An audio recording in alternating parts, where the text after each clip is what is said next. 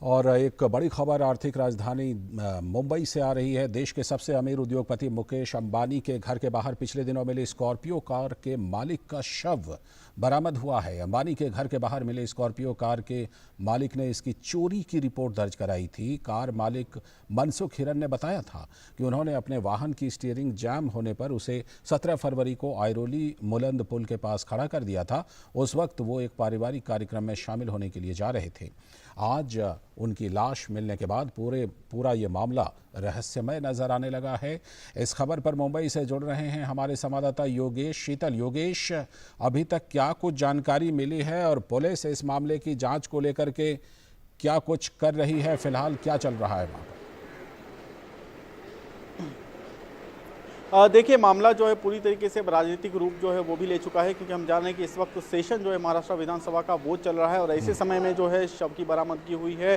देवेंद्र फडणवीस जो कि विपक्ष के नेता है, उन्होंने काफ़ी कड़ा हमला जो है हम कह सकते हैं वो बोला है सरकार के ऊपर, क्योंकि पहले भी जो विपक्ष है उसकी तरफ से दबाव था कि इस मामले की सही तरीके से जाँच की जाए। लेकिन इसी हम कह सकते हैं कि जिस तरीके से 25 तारीख को ये पूरा मामला प्रकाश में आया था, 25 तारीख की देर शाम जो है वो स्कॉर्पियो वहाँ पर बरामद हुई थी, जिसमें करीब 20 जो है जेलेटिन की छड़ें जो है वो वहाँ पे मिली थी। 26 तारीख को इस मामले में प्राथमिकी दर्ज की गई, जिसमें भारतीय दंड संहिता की कई धाराएं थी, साथ में विस्फोटक पदार्थ अधिनियम की कई धाराएं थी। 120 जो क्रिमिनल कॉन्स्पिरेसी थी वो भी जो है उसके तहत भी मामला दर्ज हुआ था। कुल मिला के इसके बाद इन्वेस्टिगेशन शुरू की गई थी, लेकिन इन्वेस्टिगेशन को लेकर कुछ उस तरीके के नतीजे सामने नहीं आए। मसलन ना कोई गिरफ्तारी हो पा रही थी, ना कोई क्लू जो है वो पुलिस को मिल पा रहा था। और अभी जो आज जो सुसाइड की खबर आई है, ये इसलिए कथित तौर पर सुसाइड जो है उसकी जो खबर आई है वो इसलिए महत्वपूर्ण है क्योंकि कहा यह जा रहा है, जो कि पुलिस के सूत्र बता रहे हैं, हालांकि पुलिस अभी आधिकारिक रूप से इस पर कुछ नहीं कह रही है। जो मुंबई पुलिस कमिश्नर है परमवीर सिंह, उनको भी बुलाया गया है महाराष्ट्र असेंबली में। वो इस वक्त महाराष्ट्र विधानसभा में है। उनके जो सूत्र हैं उनकी तरफ से कहा जा रहा है कि आत्महत्या का मामला है, लेकिन प्राइमा फेसी आत्महत्या का मामला है प्रथम दृष्टया, लेकिन ये मामला आत्महत्या का है या फिर कुछ और है, वो अभी देखने की बात होगी।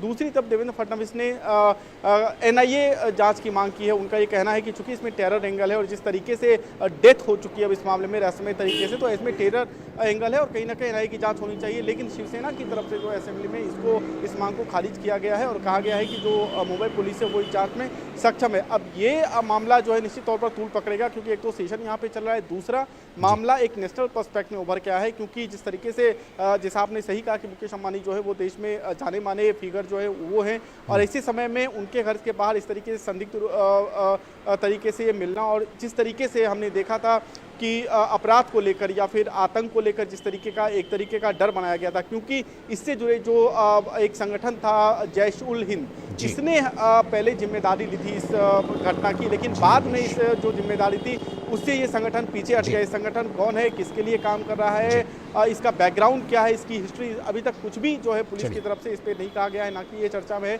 तो कई सारे एंगल है, इसलिए विपक्ष ये मांगे कि मामले को एनआईए को जांच के लिए सौंपा जाए, जिसको शिवसेना जो है खारिज कर रही है। और साथ में जो सरकार है उसकी जो विपक्ष है उसकी तरफ से जो गृह मंत्री अनिल देशमुख है, उन पे भी जो है कड़ा हमला जो है वो बोला गया है, बड़ा हमला बोला गया है, क्योंकि उनकी तरफ से जो है कोई ठोस, हम जो कहते हैं कंक्रीट स्टेटमेंट या एक सॉलिड जो स्टेटमेंट होता है जो कि रिलायबल हो, जो एविडेंस जिसको सपोर्ट कर रहा हो, या फिर जो कुछ ग्राउंड्स पे हो जो कि पुलिस या एजेंसीज के हाथ में हो, वैसा अभी कुछ इस मामले में नहीं आया है। तब जबकि मामला काफी जो है वो फ्रंट पेज का मामला बना हुआ है। जी योगेश, बिल्कुल इस खबर पर आप नजर बनाए रखिए और आगे भी हम आपसे इस पर लगातार जानकारी लेते रहेंगे। फिलहाल आपका बहुत बहुत शुक्रिया खबर पर जुड़ने के लिए और जानकारी देने के लिए।